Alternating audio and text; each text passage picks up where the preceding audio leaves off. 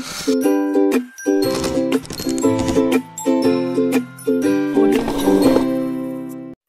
वालेकुम to my all dear students and subscribers. जैसा कि आप सब जानते हैं कि फर्स्ट ईयर मैथमेटिक्स की लेक्चर सीरीज़ हमारी चैप्टर वाइज कंटिन्यू है। चैप्टर नंबर 4 कंप्लीट हो चुका है। चैप्टर नंबर 2 के कुछ लेक्चर्स हो चुके हैं। चैप्टर नंबर 6 है। चैप्टर नंबर 6 का नाम है सीक्वेंस एंड सीरीज़। इस चैप्टर की आपने बहुत ज़्यादा प्रैक्टिस करनी है। इसको बहुत ही अच्छे तरीके से समझाऊँगा। आपको कोई रात के 2 बजे भी जगाए ना तो आप कहीं उठे खैर हो क्या करने लगे हो, मैं मैथ की प्रैक्टिस करने लगा हूँ। ऐसा चैप्टर है ये सीक्वेंस एंड सीरीज। इसमें से पेपर भी काफ़ी मार्क्स का आता है। जो इससे पहली बुक थी उसमें से 17 मार्क्स का ऑलमोस्ट पेपर आता होता था।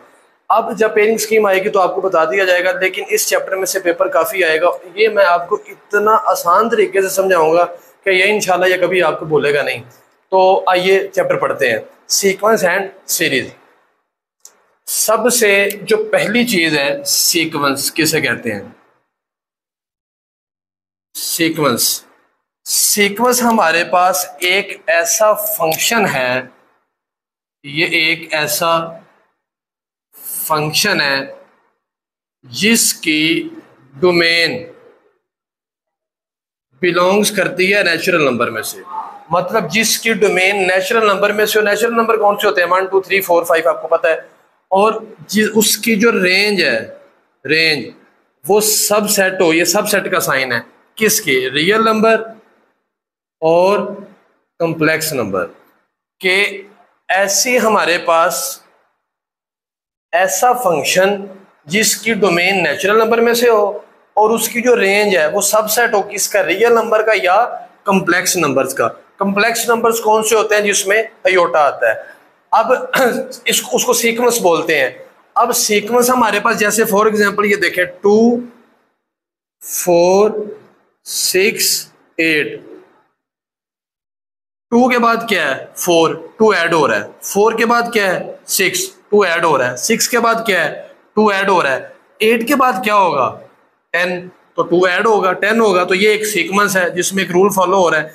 अच्छा, अगर इस तरह हो ये 1 5 10 16 अप टू सो ऑन। अच्छा, 1 में कितने ऐड हो रहे हैं कि 5 बन रहा है? 4। 5 में कितने ऐड हो रहे हैं? 10 बन रहा है 5। फिर कितने ऐड हो रहे हैं? 6। आप बता सकते हैं इसके बाद कितने ऐड होंगे? 7। तो नेक्स्ट वाली टर्म क्या होगी? 23। तो इनमें रूल फॉलो हो रहा है, इसको सीक्वेंस बोला जाता है। तो सीक्वेंस की डेफिनेशन क्या है? ऐसा फंक्शन जिसकी डोमेन नेचुरल नंबर में से हो और उसकी जो रेंज है वो सबसेट हो रियल नंबर का या कॉम्प्लेक्स नंबर का। अब आगे मजीद पढ़ते हैं, सीक्वेंस को रिप्रेजेंट कैसे किया जाता है। रिप्रेजेंट, इसको पॉइंट 2 का नाम दे दे, इसको पॉइंट 1 का। रिप्रेजेंट कैसे किया जाता है? सीक्वेंस को रिप्रेजेंट किया जाता है, ए बी या C small English letter use होते हैं। वेरिएबल कौन सा यूज होता है? एन। एन को यूज करते हैं। लिखने का क्या मेथड है? ए यहां पे एन लिख दिया जाता है, ए यहां पे एन, ए के नीचे, या फिर ए के साथ ऐसे एन लिख दिया जाए, ये भी सीक्वेंस को ही डिनोट करता है। अच्छा, अब ये सीक्वेंस को, ये ए एन का मतलब क्या और एन इसका मतलब आपको बताता हूं। सीक्वेंस में जैसे ये देखें जरा, इसमें ये इसकी फर्स्ट टर्म है, इसको बोलते हैं A1। ये सेकंड टर्म है A2। ये थर्ड टर्म है A3। ये फोर्थ टर्म है A4। जितनी भी टर्म दी गई होगी सीक्वेंस की, उसको ए लिख के साथ में जितनी टर्म है वो लिख दिया जाता है। अच्छा, अगर लास्ट वाली टर्म हो लास्ट, तो उसको लिखते हैं AN से। अगर AN किसी भी जगह पे लिखा हुआ आ जाए, AN के 3 नाम है, AN के मैं तीनों लिख रहा हूं यहां पे। इसको बोलते हैं जनरल टर्म, लास्ट टर्म या फिर nth term. General term, last term या फिर ये AN के 3 नाम है। ज्यादातर nth टर्म यूज होगा, ज्यादातर। अच्छा, A1 लिखा हो तो फर्स्ट टर्म, A2 लिखा हो तो सेकंड टर्म, A3 लिखा हो तो थर्ड टर्म, इसी तरह आगे A10 लिखा हो तो 10th टर्म, AN लिखा हो तो nth टर्म। अगर an-1 लिखा हो तो n-1th टर्म, n-1th टर्म। अच्छा, अब यहां पे एक फर्क बताने लगा हूं, लिखा हो an इस तरह ब्रैकेट्स में और लिखा हो an, ये दोनों इक्वल नहीं होते। क्यों? इसका मतलब है a1, a2, a3 up to so on, इसका मतलब है nth टर्म। ये एक पूरी सीक्वेंस है, ये nth टर्म है, तो ये दोनों कभी भी आपस में इक्वल नहीं होते। अब एक और बात, उसके बाद एक्सरसाइज करते हैं सीक्वेंस की ना। अच्छा, सीक्वेंस में डोमेन पुट करने से अगर सारे आंसर रियल आए तो उसको रियल सीक्वेंस बोलते हैं, अगर सारे आंसर कम्प्लेक्स आए तो उसको कम्प्लेक्स सीक्वेंस बोलते हैं। अब एक और बात, फाइनाइट सीक्वेंस और इनफाइनाइट सीक्वेंस। फाइनाइट सीक्वेंस लिखा हो 1, 2, 3 up to so on, last पे लिखा हो 1000, लास्ट पे क्या लिखा हो? अच्छा, इसकी लास्ट टर्म क्या है? 1000, तो लास्ट टर्म का पता है तो ये फाइनाइट सीक्वेंस है। इसको क्या बोलते हैं जी? Finite sequence. अच्छा, अगर यही इस तरह लिखा हो 1, 2, 3 अप टू सो ऑन, इसकी लास्ट टर्म का पता नहीं है तो इसको बोलते हैं इनफाइनाइट सीक्वेंस। इसको क्या बोलते हैं जी? इनफाइनाइट। जितना भी पढ़ा मैं एक दफा रिवाइज करने लगा, उसके बाद हम क्वेश्चन करते हैं। सीक्वेंस एक ऐसा फंक्शन है जिसकी डोमेन बिलोंग्स करती है नेचुरल नंबर में से और range is a subset of real number या कम्प्लेक्स नंबर। अगर डोमेन पुट करने से रियल आंसर आ रहे हैं तो रियल सीक्वेंस, अगर कम्प्लेक्स आ रहे हैं तो कम्प्लेक्स सीक्वेंस। उसके बाद ये मैंने दो सीक्वेंस लिखी यहाँ पे कि इनमें कौन सा रूल फॉलो हो रहा है ये बताया। रिप्रेजेंट कैसे किया जाता है? ए के साथ एन लिखा जाता है, बी लिखा हो तो बी एन सी, वो सीक्वेंस का नाम होता है ABC, जिससे भी लेकिन ज्यादातर ए यूज होगा। उसके बाद उसको ए एन के 3 नाम है। ए एन को nth टर्म भी बोला जाता है, जनरल टर्म भी बोला जाता है, लास्ट टर्म भी बोला जाता है। A1 लिखा हो तो उसका मतलब है फर्स्ट टर्म, A2 लिखा हो तो सेकंड टर्म, A3 लिखा हो तो थर्ड टर्म। उसके बाद अगर सीक्वेंस की लास्ट वाली टर्म का पता है तो उसको फाइनाइट सीक्वेंस बोलेंगे, अगर नहीं पता तो इनफाइनाइट सीक्वेंस। अब एक्सरसाइज के क्वेश्चन करते हैं। एक्सरसाइज के क्वेश्चन करने से पहले एक और बात आपको बता दूं, अगर हमें किसी भी सीक्वेंस की पहली 3 टर्म दी गई है ना तो हम nth टर्म निकाल सकते हैं, और अगर हमें किसी भी सीक्वेंस की nth टर्म दी गई है तो हम पहली 3 टर्म निकाल सकते हैं। क्वेश्चन में यही बात यूज होगी, इसको जल्दी से नोट कर लें, फिर हम इंशाल्लाह एक्सरसाइज 6.1 का क्वेश्चन नंबर 1 करते हैं। इसको मैं रेज करने लगा। अब ये देखें बेटा, क्वेश्चन नंबर 1 है। अगर आपने वो सारी बातें अच्छे से समझ ली हैं तो ये क्वेश्चन अभी आपको बहुत अच्छे से समझ आने वाला है।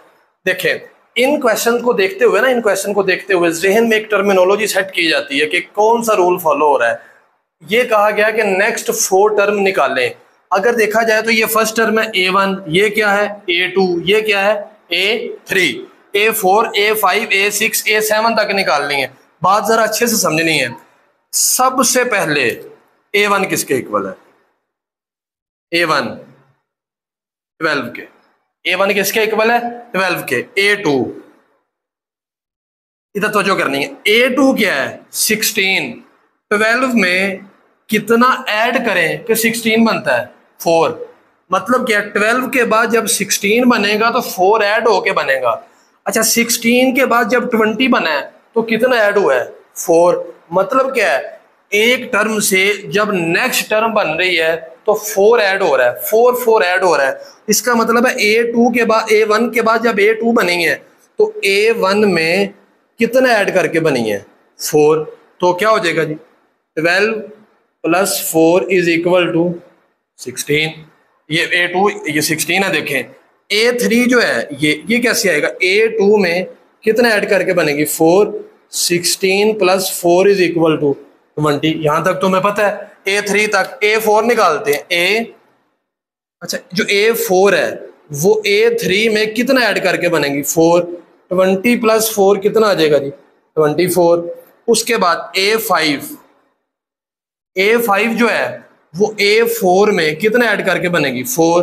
तो 24 + 4 = 28।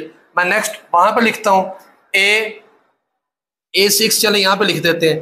A5 में 4 ऐड करके तो 28 + 4 कितना आ जाएगा? 32। 4 टर्म निकालनी थी, 3 निकाल लेंगे, एक रह गई है A7। तो A7 = अब ये जो A7 है ये A6 में कितने ऐड करके बनेगी, 4 ऐड हो रहा है शुरू से, आपको पता है, शाबाश। तो 32 प्लस 4 कितना हो जाएगा जी, 36। तो आपके पास जो नेक्स्ट 4 टर्म आई है तो आप क्या लिखेंगे, 24, 28, 32, 36 आर रिक्वायर्ड टर्म्स। तो ये पार्ट 1 आपका क्लियर हो चुका है, इसको नोट कर लें, पार्ट 2 करते हैं जी। क्वेश्चन नंबर इस 1 का पार्ट 2 है। अगर आपको पार्ट 1 की समझ लगी है तो इसमें जरा आपने तवज्जो करनी है। देखिए 3 है ना, अब इसमें वो प्लस नहीं हो रहा, इसमें जैसे पिछले क्वेश्चन में 4 प्लस हो रहा था, इसमें प्लस नहीं हो रहा। आप देखें 3 में से कितने माइनस करें, 3 में से कितने माइनस करें तो 1 बनता है, तो 2। 3 में से 2 को माइनस करें तो 1। उसके बाद फिर 1 में से वो 2 माइनस होगा, प्लस लगा के -2 लिखेंगे, -1। मतलब क्या है, एक टर्म से जब नेक्स्ट वाली टर्म बन रही है तो 2 माइनस हो रहा है, -2 आप ऐसे भी कह सकते हैं कि -2 प्लस हो रहा है, ऐसे भी लिख सकते हैं। मैं बताता हूं आपको, A1 किसके इक्वल है जी, A1 3 के, A2। अब A1 के बाद जब A2 बन रहा है, वो A1 में प्लस हो रहा है, क्या प्लस हो रहा है, -2 प्लस हो रहा है। तो आप लिखेंगे 3 -2 इज इक्वल टू 1। तो ये देखिए 1 नहीं है। उसके बाद A3, अब ये जो A3 है ये A2 में कितने प्लस हो रहे हैं, -2। तो 3 प्लस माइनस, सॉरी ये 1 है, 1 -2 इज इक्वल टू -1 आ जाएगा। उसके बाद अब अपने आगे वाली 4 टर्म निकालनी है। A4, A3 में प्लस हो रहा है -2, -1 -2 इज इक्वल टू -3 आ जाएगा। A5, अब A4 में प्लस हो रहा है -2, तो -3 -2 is equal to -5। A6 is equal to A4, A5 plus हो रहा है -2, तो -5 -2 इज इक्वल टू -7। A6 के बाद A7 यहाँ पे लिखता हूँ, A7 is equal to, A6 में प्लस हो रहा है -2, तो A7 is equal to, A6 क्या है, -7, -2 इज इक्वल टू -9। तो आपके पास जो आंसर आया है, आंसर में जो वैल्यूज है -3, -5, -7 एंड -9 आर रिक्वायर्ड टर्म्स। तो ये आपका पार्ट 2 भी सॉल्व हो चुका है, इसको नोट करें। क्वेश्चन नंबर 2 करते हैं स्टूडेंट्स। क्वेश्चन नंबर 2 के मैंने 2 पार्ट यहाँ पे लिखे हैं। ये कहा गया है कि इसकी फर्स्ट 3 टर्म फाइंड करें। पहले क्वेश्चन में ऐसा था, फर्स्ट 3 टर्म दी गई थी, आगे वाली 4 टर्म कहा गया था फाइंड करें। इसमें nth टर्म दी गई है। एक चीज याद रखनी है, जब भी आपको पूरे चैप्टर में nth टर्म दी जाए तो आप फर्स्ट जितनी मर्जी टर्म चाहे निकाल सकते हैं। कैसे, अच्छा फर्स्ट टर्म निकालनी है तो फर्स्ट टर्म को कैसे लिखते हैं, A1। सेकंड टर्म को कैसे लिखते हैं, A2। थर्ड टर्म को कैसे लिखते हैं, A3। तो यहाँ पे आपने फर्स्ट टर्म निकालनी है तो आप लिखेंगे put n is equal to 1। तो यहाँ पे आ जाएगा A1 is equal to 3 into 1 plus 5। तो ये आपके पास हो जाएगा जी 3 प्लस 5, 8 आंसर आ जाएगा। अब आप लिखेंगे put n is equal to 2, A2 is equal to 3 into 2 plus 5। तो 6 प्लस 5 कितना आ जाएगा, 11। 3 निकालनी है, put n is equal to 3। तो जब आप 3 पुट करेंगे तो A3 is equal to 3 into 3 plus 5 is equal to 9 plus 5, ये आ जाएगा 14। तो आप लिख देंगे 8, 11 एंड 14 आर फर्स्ट 3 टर्म्स। तो पार्ट 1 की समझ लगी है, पार्ट 2 करते हैं। पार्ट 2 में बिल्कुल यही काम, इस क्वेश्चन नंबर 2 के हर क्वेश्चन में यही काम होना करना है। आपने पहले n की जगह पे 1 पुट करना है, फिर 2 पुट करना है, फिर 3 पुट करना है। इधर n की जगह पे 1 पुट करते हैं, put n is equal to 1। तो A1 plus 1 is equal to 4। A1, अच्छा A1 ना आपको दिया गया है, ये हो जाएगा A2 4। A1 किसके इक्वल है, A1 3 के गिवन है। -7, तो 12 - 7 इज इक्वल टू 5। अब put n is equal to 2, put n is equal to, अब जब आप n की जगह पे 2 पुट करेंगे तो a 2 + 1 4 a2 - 7, तो a3 हो जाएगी। a2 किसके इक्वल है? 5 के, तो 5 4 20 में से 7 को माइनस करें तो 13। तो अब आपने n is equal to 3 put नहीं करना, क्यों? क्योंकि 3 टर्म निकालनी थी, तो a3 तक आ चुकी हैं। a1 आपको दिया गया तो आप लिखेंगे 3, सेकंड टर्म क्या है 5 एंड 13 आर फर्स्ट 3 टर्म्स। आपको ये पेपर में एमसीक्यूज भी आ सकते हैं। एमसीक्यूज कैसे आएगा? अगर लिखा ये फर्ज करें ये चीज लिखी हुई आ जाती है ये वाली, और वो आपको कहता है कि 10th टर्म फाइंड करें, तो एन की जगह पे क्या पुट करेंगे? 10। बुरहान आप बताओ जरा, यहाँ पे nth टर्म दी गई है, अगर वो ये कहा जाए 50th टर्म फाइंड करें तो एन की जगह पे क्या पुट करेंगे? 50। शाबाश। तो एन की जगह पे 50 मत, अगर वो ये कहे कि 100 वाली टर्म फाइंड करें तो एन की जगह पे क्या पुट करेंगे? 100। ये एमसीक्यू ऐसे पूछा जा सकता है, इसको अच्छे से नोट कर लें। नेक्स्ट पार्ट करते हैं जी। फर्स्ट 2 पार्ट हो चुके हैं, पार्ट 3 और पार्ट 4 मैंने यहाँ पे लिखे हैं। पार्ट 3 करते हैं। फर्स्ट 3 टर्म फाइंड करनी है तो बेटा उसी तरह ही for n is equal to 1 या put n is equal to 1, तो a1 is equal to 1 - 3 and 1 + 1, तो ये हो जाएगा -2 × 2 -4। अब put n is equal to 2, a2 is equal to 1 minus, अब n की जगह पे 2 पुट करना है, 2 - 3 2 + 1, तो ये आपके पास आ जाएगा -1 × 3 -3। Last put n is equal to 3, तो a3 इज इक्वल टू 3 - 3 3 - 3 आ जाएगा, और यहाँ पे 3 + 1, तो 3 - 3 0 × 4, तो 0 × 4 क्या होता है? 0, तो 0 आ जाएगा, तो आप लिख देंगे -4 - 3 0 और फर्स्ट 3 टर्म्स। पार्ट 4 करते हैं। पार्ट 4 में भी put n is equal to, सबसे पहले put n is equal to 1, a1 + 1 3 or a1 + 2, तो ये हो जाएगा जी 3 अवर। a1 क्या है? -1 + 2, तो 2 में से 1 को माइनस करें तो 1 आ जाएगा, तो a2 का आंसर क्या आ जाएगा जी? 3। नीचे 1 नहीं लिखते होते। अब put n is equal to,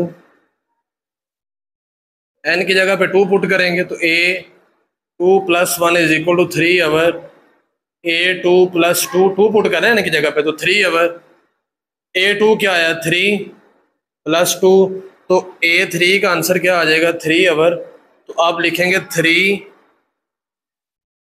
पहले -1 3 एंड 3 अवर 5 और फर्स्ट 3 टर्म्स। जी इनको नोट कर लें, फिर हम नेक्स्ट पार्ट करते हैं जी। पार्ट 5 है। पार्ट 5 उसी तरह ही put n is equal to 1,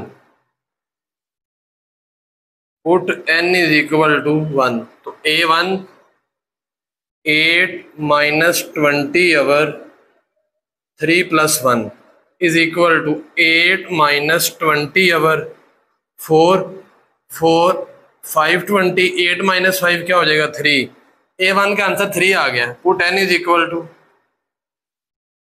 2, n की जगह पे जब 2 पुट करेंगे तो a2 is equal to 8 - 20 over 3 + 2, तो इधर आ जाएगा 8 - 20 अवर 5 5 4 20, 8 - 4 4। उसके बाद put n is equal to 3, तो a3 is equal to 8 - 20 over 3 + 3, तो 3 + 3 6 हो जाएगा। 8 - 20 अवर 6 2 3 6 2 10 20, तो 3 एलसीएम आ जाएगा। इधर आ जाएगा 24 माइनस 10, तो ये हो जाएगा 14/3। तो आपके पास आंसर क्या आ चुका है, 3, 4 एंड 14/3। नेक्स्ट पार्ट 6 है, बिल्कुल वैसे put n is equal to 1। n की जगह पे 1 पुट करेंगे। n की जगह पे 1 पुट करने से आपके पास a1 तो 1 है ही है, 1 + 1 इज इक्वल टू 3 इंटू, तो 3 1 3 3 + 2 5, 5 का स्केयर कितना आ जाएगा जी, a2 इज इक्वल टू 25। उसके बाद put n is equal to 3, n की जगह पे जब 3 पुट करेंगे, सॉरी n की जगह पे 2, a 2 + 1 3 इंटू 2 + 2 होल का स्केयर आ जाएगा। इधर आ जाएगा a3, यहाँ पे n की जगह पे, यहाँ पे a1 1 था, यहाँ पे a2 होना है, a2 आएगा। अब a2 में a2 क्या निकला हुआ है, 25 + 2 होल स्केयर। तो 25 को 3 के साथ मल्टीप्लाई करवाएंगे तो 75 आ जाएगा। 75 + 2 77 का स्केयर कैलकुलेटर से लें कितना आता है, कैलकुलेटर है मेरे पास, अभी 77 का स्केयर ले लेते हैं। तो 77 स्केयर 5929 59, तो आपके पास 3 आंसर, 3 टर्म्स आ चुकी हैं। ये सेकंड है और ये थर्ड है, 125 एंड 5929 आर फर्स्ट 3 टर्म्स। तो 6 पार्ट हमारे हो चुके हैं, पार्ट 7 और पार्ट 8 करते हैं जी। डियर स्टूडेंट्स, क्वेश्चन नंबर 2 के लास्ट 2 पार्ट और आज के लेक्चर के भी लास्ट 2 पार्ट हैं। Put n is equal to 1, a1 is equal to -2 into 1 whole square. तो ये आपके पास -2 का स्केयर हो जाएगा और -2 का स्केयर क्या होता है जी, 4। उसके बाद put n is equal to 2, a2 is equal to -2 into n की जगह पे क्या पुट करना है अब, 2। तो ये हो जाएगा -4 का स्केयर कितना होता है जी, 16। उसके बाद put n is equal to 3, a3 is equal to -2 into 3 whole square, -6 square, minus का स्केयर प्लस, तो ये कितना आ जाएगा 36। तो आपके पास आ जाएगा 4, 16 एंड 36 आर फर्स्ट 3 टर्म। आपको पहले भी बताया कि nth टर्म जब भी दी गई होगी आप जौन सी मर्जी टर्म निकाल सकते हैं। मतलब nth टर्म दी क्या दे के अगर आपको पूछा जाए कि 8 वाली टर्म निकाले तो आप n की जगह 8 पुट कर देंगे। इस क्वेश्चन में आते हैं, put n is equal to 1,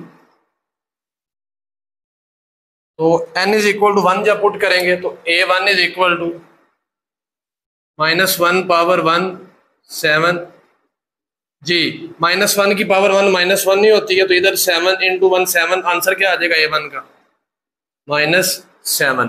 first term आ चुकी है। Put n is equal to 2, n is equal to जब 2 पुट करेंगे तो a2 इज इक्वल टू -1 की पावर 2 हो जाएगी, 7 इंटू 2 स्केयर। तो -1 की पावर 2 +1 में चेंज हो जाती है, +1 7 इंटू 4, 7 4 कितना होता है जी 28। तो 1 इंटू 28, तो a2 का आंसर क्या आ जाएगा 28। Put n is equal to 3, put n is equal to 3, a3 is equal to -1 power 3 7 into 3 का स्केयर। तो -1 की पावर अगर 3 हो तो माइनस आता है, -1 लिख रहा हूँ यहाँ पे, 7 इंटू 9, तो 9 7 9 63 होता है, और -1 ये कितना हो जाएगा -60। तो इसमें आपके पास जो 3 टर्म है वो कौन कौन सी आ चुकी हैं, -7 28 -63। तो जी डियर स्टूडेंट्स, आज का लेक्चर हमारा चैप्टर नंबर 6 एक्सरसाइज 6.1 के फर्स्ट लेक्चर हमारा कंप्लीट हुआ, जिसमें हमने इंट्रोडक्शन और क्वेश्चन नंबर 1 और 2 पढ़ा है। इसके साथ साथ नोट्स बनाएं, ढेर सारी प्रैक्टिस करें, अच्छी तैयारी करें किसी भी किस्म का कोई भी सवाल हुआ तो लाजमी पूछें। इंशाल्लाह नेक्स्ट लेक्चर में उम्मीद बहुत है, नहीं तो उसके बाद यहाँ पे शीट लग जाएगी, रिजल्ट और ज़्यादा बेहतर हो जाएगा। तो तब तक के लिए अपना ढेर सारा ख्याल रखें। इंशाल्लाह ज़िंदगी रही तो नेक्स्ट लेक्चर में इसी चैनल पे दोबारा मुलाकात होगी। हाँ, अगर कोई भी किसी की भी किस्म का सवाल है तो आपने कमेंट सेक्शन में लाजमी पूछना है। उम्मीद है कि मुझे आपको इस लेक्चर की बहुत अच्छे से समझ आई होगी, क्योंकि ये हम बहुत ही डिफरेंट मेथड से और इसको अच्छे अंदाज में आसान करके पढ़ेंगे। कोई भी किस्म का सवाल हो आपने लाजमी पूछना है। इजाज़त दीजिए, अल्लाह हाफिज़।